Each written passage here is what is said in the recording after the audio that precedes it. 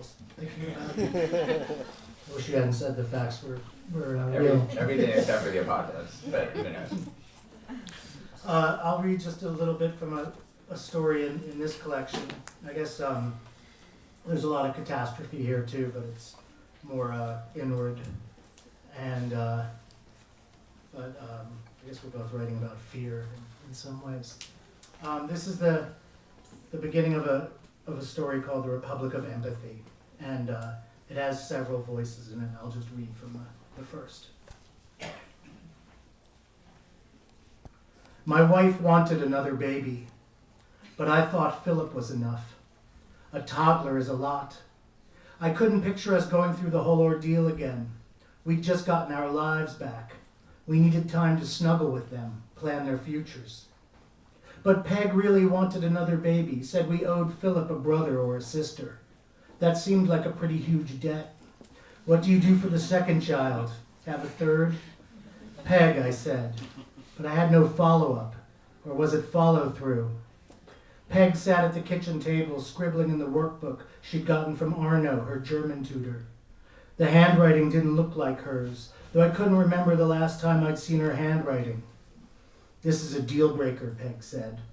The deal being our marriage? Please don't leave me, she said. Who said I wanted to leave? If you refuse to have another baby, that's the same as leaving me. This is emotional blackmail, I said. The emotional aspect is implicit. You could just say blackmail. But why, Peg? This morning I smelled the top of Philip's head, she said. That sweet baby scent is gone. Now it just smells like the top of any dumb shit's head. I took Philip for a walk. He tired easily, but his gait was significant. He tended to clutch his hands behind his back like the vexed ruler of something about to disintegrate. How about a brother or a sister, I asked. How about I just pooped, Philip said. Thanks for your input. Peg always said I shouldn't model sarcasm for the boy, but who will? Everybody's so earnest around children. Besides, I've always wanted to model, to strut down the runway under all that strobe and glitter, while the fashionably witty cheer on my sarcasm. Later, I had to jet over to the office. The flip-flop prototypes were a total joke. Art had ignored my notes. Where were the porpoise pods, the seagrass? I hated art. They needed some attitudinal realignment, or whatever the badasses say. Art and I were scheduled to meet in the meeting room and communicate about our communication problems. Gregory walked up to my desk. He didn't work for our company, but rented a room in the building where he made paintings for plays and movies. Gregory painted to the specifications of the filmmakers and stage directors. He could paint a copy of a famous painting or create a whole original series to represent the work of a character in a play or a movie. His work wasn't known, but it had won fame and riches for fictional artists in several films. Gregory always wore a festive shirt and a baseball cap with no logo. He said he wore these clothes because he believed they made him resemble a thoughtful, retired gay cop, which he was.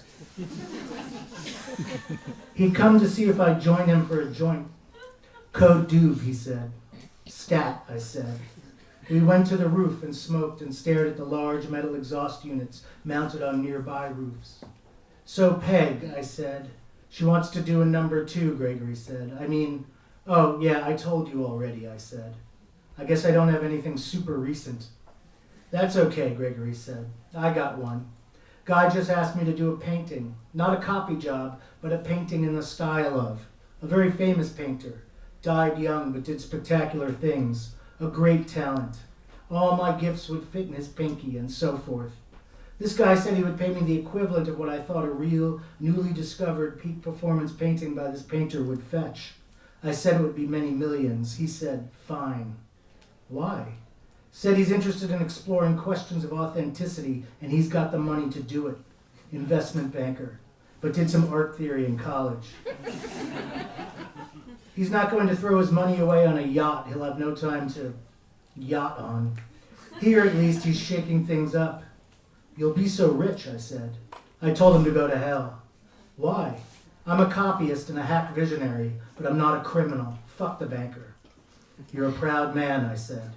If that's all it takes. Hey, look! Across the way, on the roof of another building, two figures fought. They both wore dark coveralls and walkie-talkies clipped to their tool belts. They threw huge roundhouse punches, wrestled, choked each other, broke apart, and banged each other into the shiny exhausts and flues. You could hear the metal flutter. It's either about money or women, Gregory said. Or another man, I said. Don't get inclusive on my account, Gregory said. Shouldn't we call this in? Good thinking, citizen. We did call it in, but only after the next thing that happened. One of the guys grabbed the other guy's shirt and spun him off the edge of the building. The falling guy fell.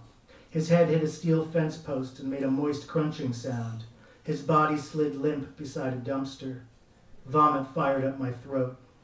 Gregory called it in, used a language I knew vaguely from television. We gave statements to the police. Afterward, we went to a bar.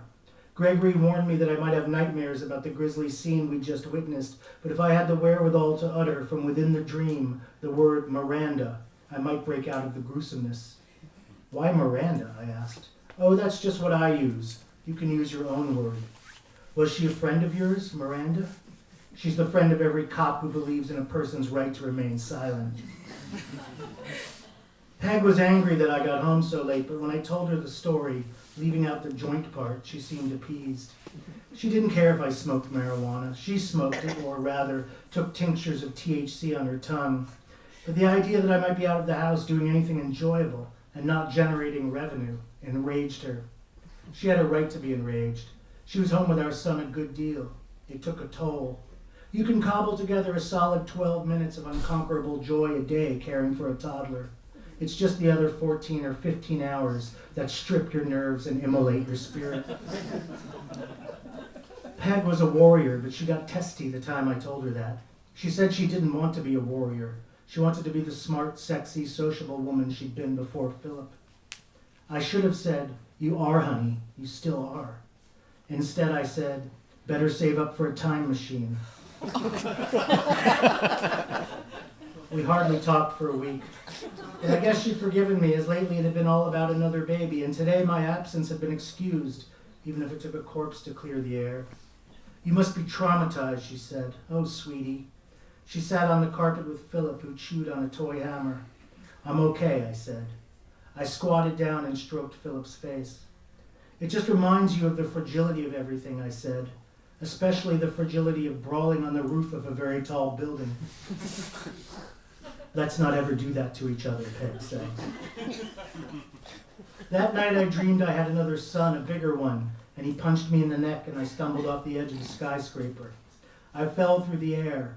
I could also feel myself climbing out of the dream. Gregory floated near me, waved. "Miranda," I shouted, "Miranda!" Peg shook me awake. One hand cradled my head, the other hovered in a fist. "How long have you been seeing this Miranda?" she asked. "She's a constitutional guarantee," I said. "She goes all night?" "Forget it." "I can't," Peg said. "I'm pregnant." "We're going to have a second kid? I thought we were going to keep discussing this." "A second kid? We have 2 kids already." "We do?" 2 boys walked into the room. One looked like Philip, but a few years older. The other, smaller, didn't look like anybody I knew. They wore matching airplane pajamas. "We can't sleep," the Philip-looking one said. "Come on down," said Peg. The 2 boys slid into bed with us. The smaller one curled up beside me. He giggled and put a finger in my ear. "Papa," he said, dug hard with his fingernail. "Ow!" I jumped out of bed, clutching my ear. "Toby," Peg said, "don't hurt your father." I ran out of the bedroom and into the living room. Things looked different in our dark apartment.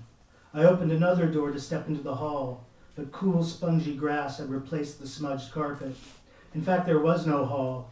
I stood on a lawn on a moonlit lane.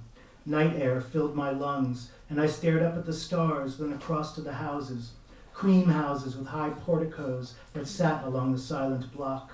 In one, flabby, nude figures moved behind a blindless bay window. The goddamn Lockwoods masturbated each other on their sofa again. Though how did I know their name, or that these exhibitions were habitual?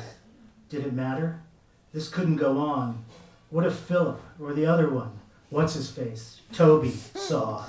Thanks.